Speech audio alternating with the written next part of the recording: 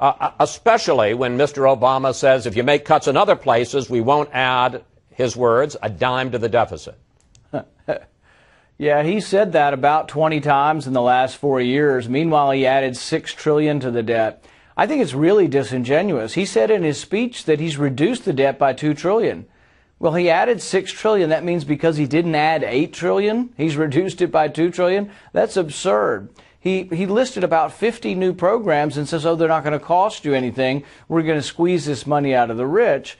The problem is whenever he tries to squeeze more money out of the economy, he's slowing it down. We slowed down in the fourth quarter, and it's not because government spending's going down. Government spending is still going apace. We still have plenty of government spending. In fact, we spent more in the fourth quarter last year than we did in the third quarter, and we spent more than we did in the previous year. We've never had a real cut in spending in recent history. So I think he's flat out wrong.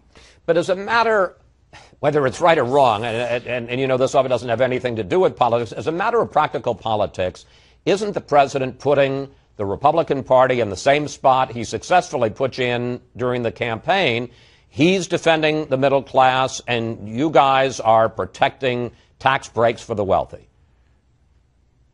Right, and that's empty and false rhetoric. So it's our job to explain to the American people that big government doesn't help the poor. Big government creates massive debt, which causes your prices to rise, your gas price going up. If you make $20,000 a year and have 2 kids, you're poor.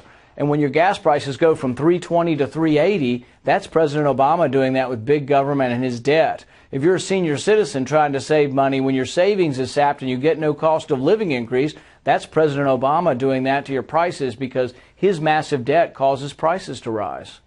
Let's turn to immigration, because you talked about that in your official response on Tuesday. Here's what you said.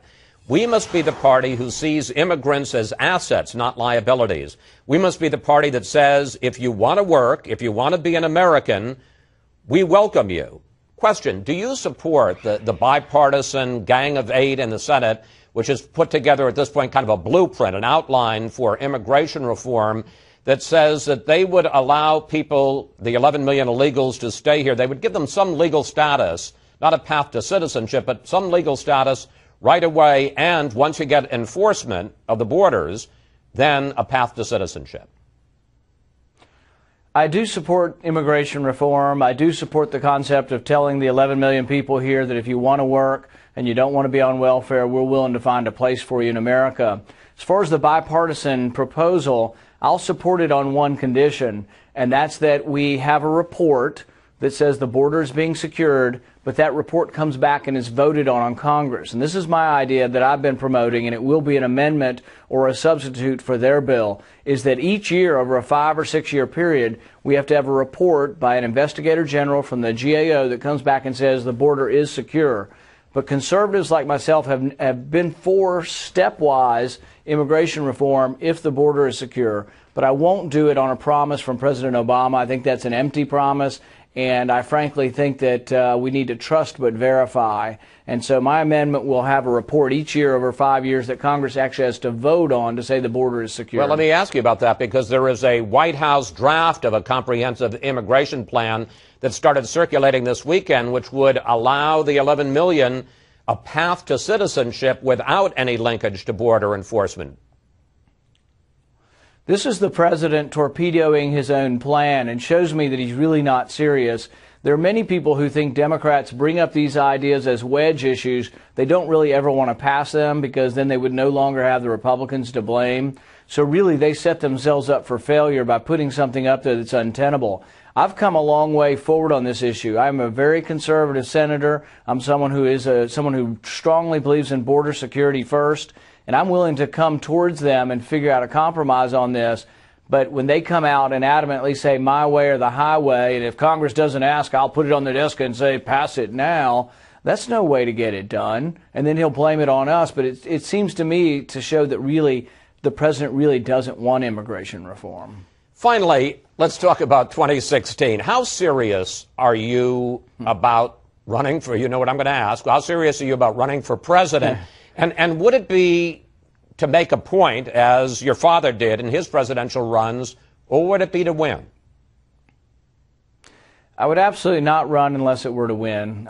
You know, points have been made and we'll continue to make points, but I think the country really is ready for the narrative coming, libertarian Republican narrative, also because we've been losing as a national party. We're doing fine in congressional seats, but we're becoming less and less of a national party because we don't win on the West Coast, we don't win in New England. We really struggled all around the Great Lakes.